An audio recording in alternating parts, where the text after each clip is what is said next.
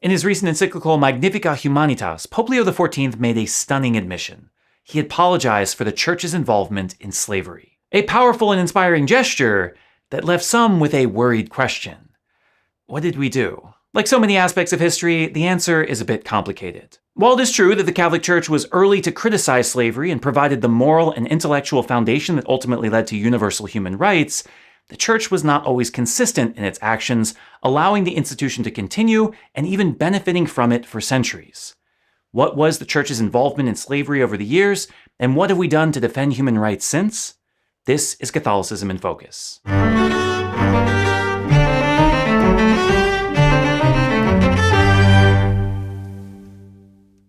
In a topic as bleak as this, I think it's important to start with the good stuff and to see the Church for what it is at its best. We may not have been perfect, but we have been known from time to time to get things right. In the early Church, for instance, we see the institution of the Catholic Church standing in stark contrast to the prevailing power and culture of the Roman Empire. Whereas Rome treated people as being inherently different from one another, some were born to rule while others were born to be subjugated, Christianity treated people with far more equality. St. Paul taught the Church that in Christ, through baptism, there was neither Jew nor Greek, woman nor man, slave nor free person. All were one in Christ. This carried over in the way that the Eucharist was celebrated, with all participants being treated equal at the table of the Lord. Unlike the rest of society that fed slaves separately and last, slave and free person ate together and equally at the Mass. Because the Church was a vulnerable minority with very little power, it rarely meddled in politics or attempted to change society, and the issue of slavery was no exception, but its practice outside of worship reflected a different set of values. And even though St. Paul does not condemn the institution of slavery in his letter to Philemon, he exhorts the slave owner to treat Onesimus no longer as a slave, but as a brother in the Lord. A statement that would be absolutely revolutionary for someone living in ancient Rome.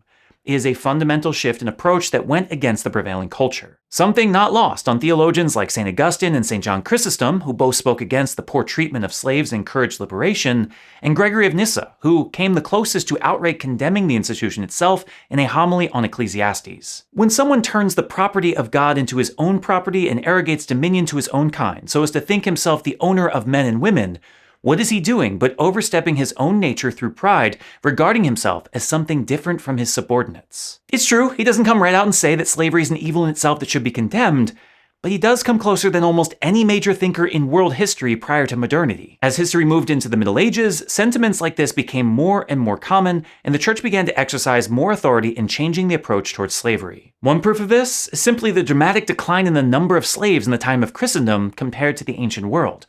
Whereas ancient societies were built upon forced labor, with as many as half of a given people being enslaved, the Christian society of the Middle Ages took different approaches. In many places, the feudal system became dominant, where serfs became attached to a lord.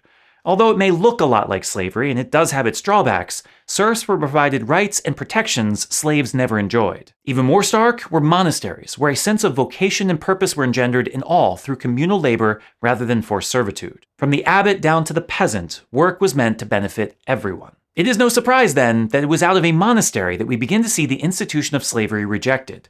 In 1102, St. Anselm of Canterbury convened the Council of London, in which he decreed, "Let no one dare hereafter to engage in the infamous business prevalent in England of selling men like animals." This is a landmark document, serving as not only the first official declaration of the Church against slavery, but potentially the first condemnation of slavery by any institution in the world.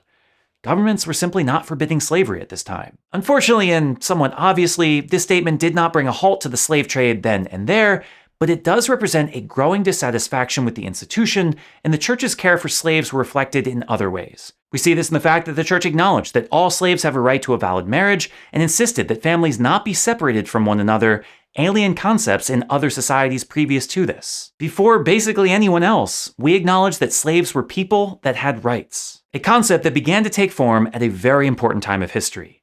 While kings and queens were attempting to conquer the new world and enslave new peoples for greater wealth, the School of Salamanca was developing philosophical frameworks to combat this. Salamanca had already been a university dating back to the 13th century, but in the 15th century, it became an intellectual movement led by two Dominican friars, Francisco de Vitoria and Domenico de Soto.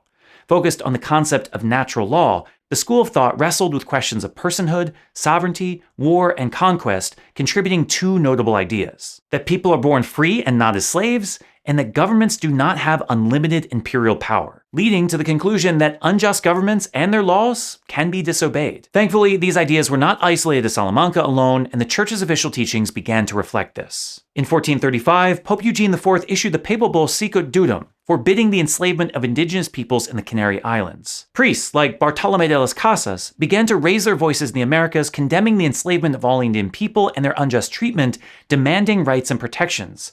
It is because of their efforts that the Holy Roman Emperor Charles V issued the New Laws in 1542, preventing the exploitation of indigenous peoples and the liberation of thousands of slaves. In 1537, Pope Paul III officially forbade the enslavement of any indigenous people or any other person to be discovered later, officially defending indigenous as fully rational human beings deserving rights, which came a few days after declaring anyone who enslaves another to be excommunicated. Statements that you really wish wouldn't need to be said, and yet here we are. The reality is that the Church developed in a world of greed and lawlessness, and it was the direct intervention of its Christian principles, providing a moral voice to shape the culture, that ultimately brought an end to this disgusting institution of slavery. Or at least that's the part of history we wish everyone would remember. While partially true, it unfortunately leaves out the many ways in which the Church not only tolerated slavery over the years, but actually benefited from it and allowed it to flourish. We may cut St. Paul a little slack for laying low in the Roman Empire, but the same can't be done for Augustine, John Chrysostom, or Gregory of Nyssa.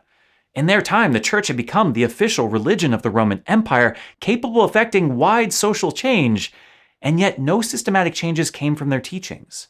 Despite recognizing the need for equality and liberation, they sought no legal avenues to change the world. While it is true that slavery was no longer relied upon or officially promoted by the Church in the Middle Ages, it's also true that monasteries sometimes owned slaves themselves, because for them, non-Christians didn't count.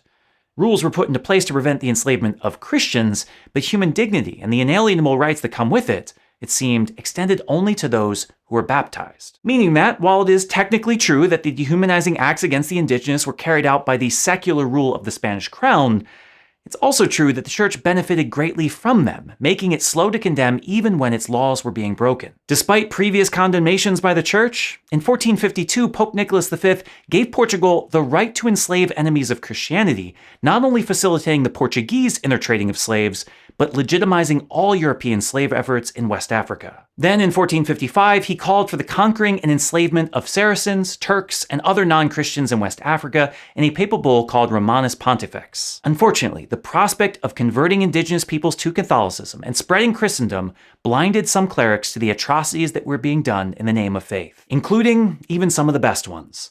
Bartolomé de las Casas may have been known as the protector of the Indians, but he also briefly suggested that they be replaced by African slaves to keep the economy going.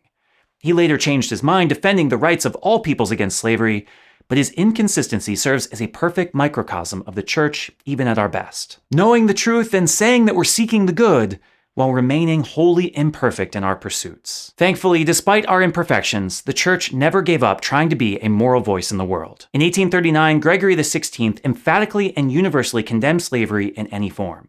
In 1965, the Second Vatican Council promulgated Dignitatis Humanae on the dignity of the human person, outlining our stance on the inviolable rights of all humans.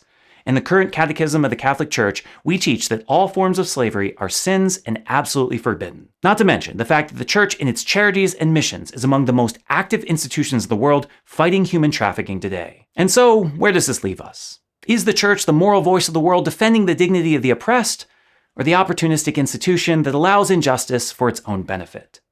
History shows that it's not so clear-cut.